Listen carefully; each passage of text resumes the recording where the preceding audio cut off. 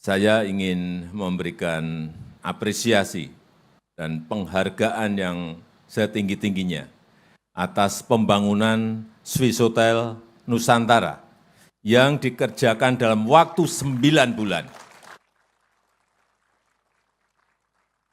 Saat itu, waktu konsorsium yang dikomandani Pak Aguan menyampaikan pada saya, Pak, ini nanti sebelum Agustus selesai.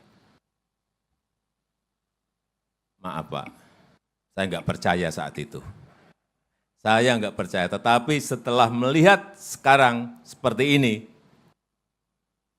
benar Pak Ali tadi, kalau yang lain nggak sanggup, berikan kepada saya, itu benar.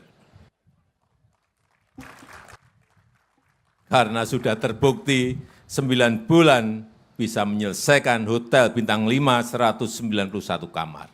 Bukan pekerjaan yang mudah, tapi Indonesia bisa mengerjakan ini. Download Tribun X sekarang, menghadirkan lokal menjadi Indonesia.